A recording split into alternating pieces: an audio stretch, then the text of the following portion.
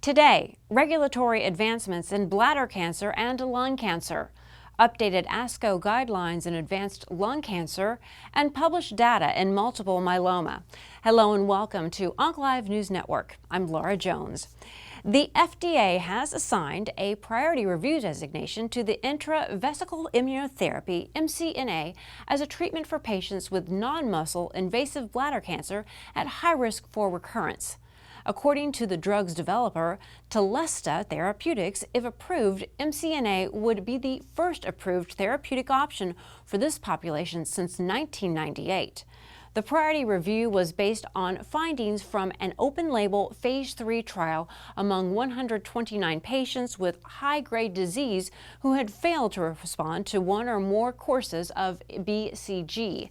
In the study, 25% of patients treated with MCNA remained disease-free at 1 year, which met the criteria established for the primary endpoint of the study.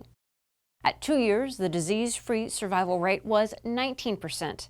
In patients with papillary-only tumors, the disease-free survival rate was 35.1% and 32.2% at 1 and 2 years, respectively.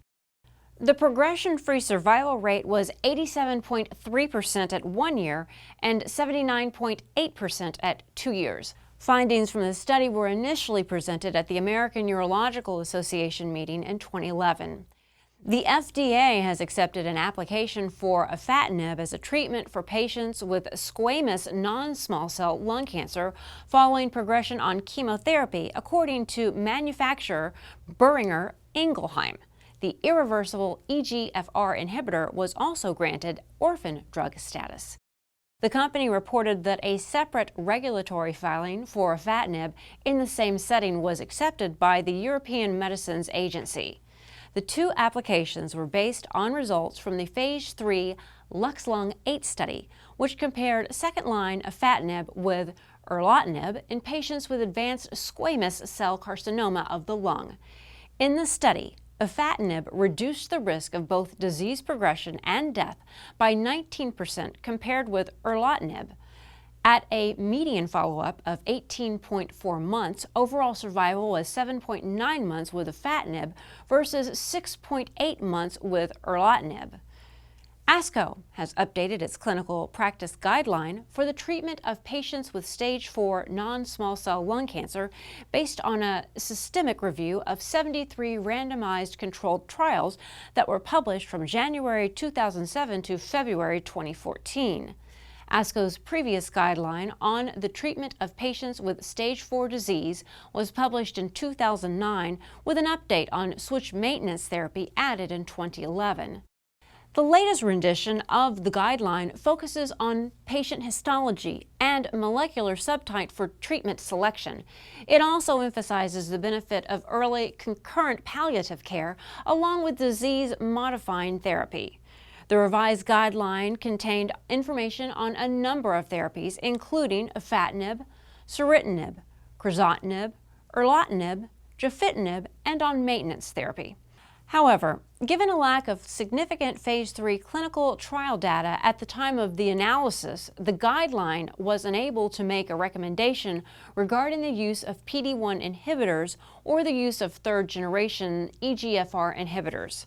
Other notable changes include dropping the prior recommendations for cetuximab, clarifying the role of ALK EGFR inhibitors, and noting that the optimal role for ramucirumab remains unclear. Findings from a second Phase 2 clinical trial demonstrating the impressive clinical activity of the anti-CD38 monoclonal antibody daratumumab were published in the New England Journal of Medicine. The Gen 501 study data were in patients with heavily pretreated multiple myeloma.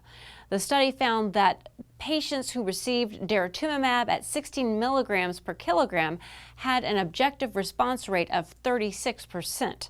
At the same dose, the estimated median progression-free survival was 5.6 months, and the overall 12-month survival rate was 77%. This study was submitted to the FDA as part of a rolling submission along with data from 4 other studies. The application was completed in July. On the heels of the recent launch of our patient video platform, Cure Connections, OncLive spoke with breast cancer expert Dr. Sarah Hurvitz at UCLA's Johnson Comprehensive Cancer Center. Dr. Hurvitz participated in a Cure Connections panel on breast cancer and had this to say about this great new resource. So Cure Connections has something for everyone involved in breast cancer. There are experts who are interviewed, so from an oncologist perspective, you're hearing key opinion leaders and their opinions about what's newest in breast oncology, what are the new therapies, what are the new clinical trial results. But from a patient perspective, you're also hearing sort of a very grounded set of questions and answers relating to the experience of the patient and also their caregivers.